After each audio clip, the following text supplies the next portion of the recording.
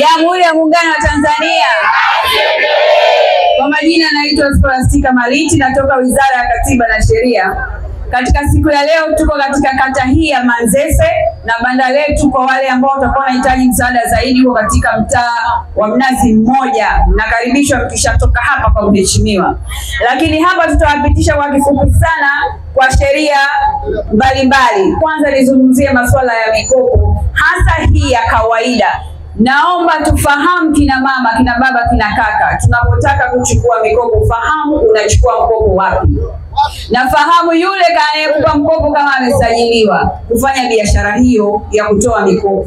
Lakini jambo la kwanza la kuzingatia, jua mkopo huo unachukua ni kwa ajili ya jambo gani. Lakini fahamu utaweza kurejesha kwa namna gani. Lakini jambo lingine la msingi sana la kufuatilia ni mikataba ya mikopo. Usichukue mkopo bila mkataba. Ule mkataba usome, kwa sababu mkopo ule unaelezewa zaidi katika mkataba na ndio unatambulika kisheria.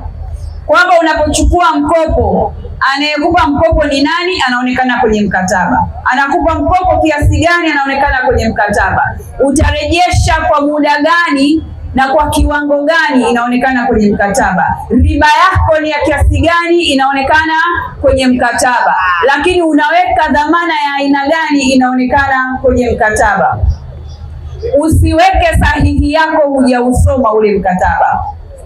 Usiweke sahihi yako hujasoma mkataba, kwa sababu kwa mujibu wa sheria unapoweka sahihi umekubaliana na yale yote yaliyoandikwa katika mkataba ule. Nipende sasa kueleza habari hizi za masuala ya ukatili.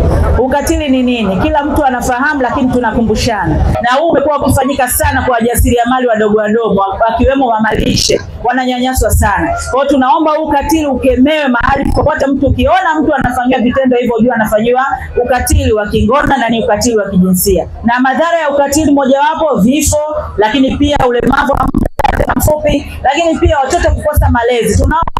Katika madaraja wanahangaika. Tunajitahidi kama wilaya kufanya juhudi za kuhakikisha watoto wanalelewa ndani ya familia, lakini wale wanaofanya ukatili wanazalisha watoto kwenye mitaa. Kwa hiyo tunaomba sote tushirikiane ili watoto wapate malezi bora, walelewe ndani ya familia zao na waweze kupata stahiki zao.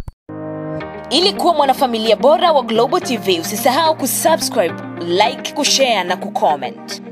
Baada ya kusubscribe, bonyeza alama ya kengele ili kupata taarifa kwa kila video inayopanda Global TV Online.